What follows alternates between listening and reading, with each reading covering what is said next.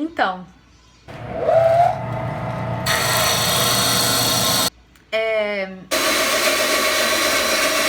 o principal motor sempre foi conversa com amigas, né? Pensar em lugares que eu compartilho com as minhas pares, né? Com as mulheres que estão ao meu redor, que vivem na minha família comigo, né? As mesmas questões, as mesmas problemáticas, amigas que vivem histórias completamente diferentes também. Então acho que a partir do outro a gente vai encontrando o nosso lugar, assim, né? E aí uma vez eu tive uma conversa que foi muito por acaso, assim. Essa amiga falando como é difícil para ela trabalhar em casa pela dificuldade de sempre ter que estar numa casa ideal, assim, sempre ter que limpar a casa, fazer trabalhos domésticos antes de priorizar o próprio trabalho. E eu comecei a ficar pensando muito sobre isso. Eu comecei um pouco esse movimento de tentar, assim, um exercício consciente de tentar não priorizar tarefas de casa, assim, tarefas domésticas, de priorizar os meus projetos. E a minha casa virou um lixo, assim, eu assim, fingia que tu tava vendo, porque pra mim era doloroso, assim, sabe? E sei lá, a gente não percebe e tá fazendo, enfim, se obrigando a fazer mil coisas pra deixar a casa impecável, sei lá. E fazer ele todo de madeira e revestir por fora com tecido. E é esse tecido que vai conseguir fazer com que ele fique de pé.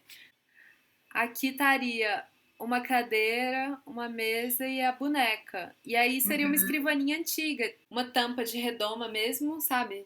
Aham. Tipo uma quejeira, né? Circular, assim. É. E aqui eu pensei da abertura para manipular o fio, entendeu? Se for de fio. Entendi. E aí eu comecei a pensar muito, assim, como que essas coisas podem estar interligadas, né? Uma das imagens que eu gosto muito é de uma tríade de pinturas da Louise Bourgeois, que chama Femme Maison, né? Mulher Casa. Como que essa noção de casa, ela é corpórea para nós mulheres de uma forma histórica mesmo, uma construção, né? Que a gente foi condicionado, de certa forma, a ser responsável por esse lugar casa, ao mesmo tempo em que, historicamente, também as mulheres encontraram afeto nesse espaço casa. Então é um tensionamento sempre, né? Entre a opressão e o afeto, assim, para mim. Um livro da Virginia Woolf, de uma crítica que ela ia escrever sobre um livro, e o personagem, um livro escrito por um homem, e o personagem central desse livro era o anjo do lar. E aí ela vai criando um lugar até um pouco de fantasia, assim. Sempre que ela ia escrever, vinha aquela crítica sobre como se portar sendo uma escritora mulher, porque quando um homem escreve, os leitores leem aquela história, aquela ficção a partir dos personagens que o homem escreveu. E as mulheres não, né? Se uma mulher escreve sobre sexo naquela época, né? Começo do século XX, aquela relação é da escritora, não é do personagem. E essa coisa de ser doce, de ser afável, de ter que lisonjear, de ter que mentir, né? Dentro de uma crítica que seja, né? Que ela fala que um dia ela estava escrevendo e ela viu a sombra das asas do anjo do lar no papel dela, querendo tomar o lugar dela de escritora, né? E ela teve que lutar com o anjo do lar e matar o anjo do lar por legítima defesa, senão o anjo do lar ia tomar o coração da escrita dela. Eu acho esse texto muito maravilhoso. Eu fiquei, esses dias que eu fiquei lendo as coisas, eu fiquei pensando quando foi que eu matei o anjo do lar, sabe? E não sei se você responder, não sei se eu matei por completo, sabe? Aham. Mas, não sei, é muito interessante como um processo como esse, assim, a gente pensa nas nossas vivências, sabe?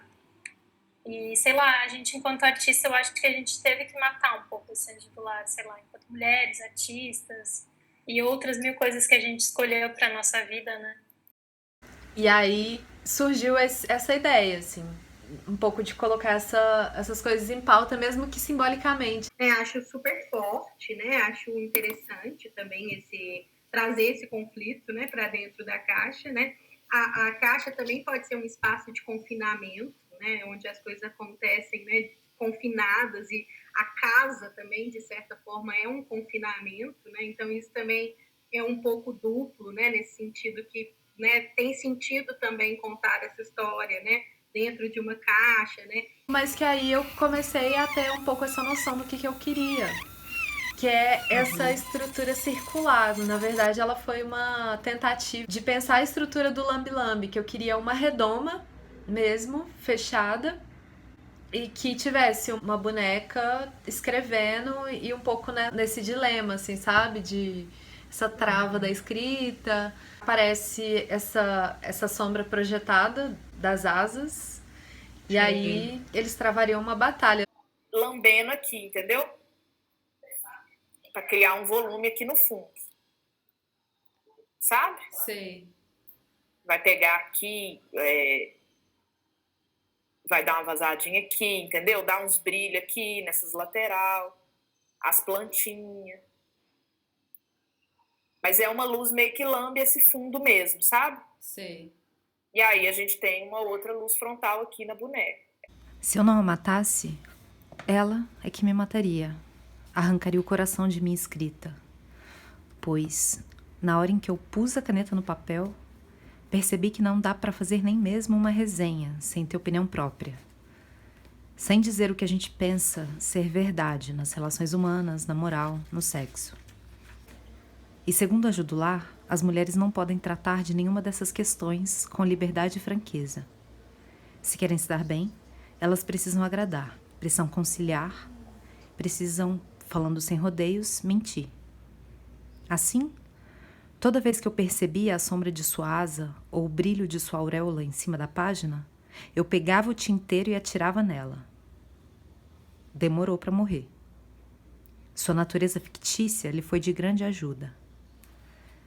É muito mais difícil matar um fantasma do que uma realidade.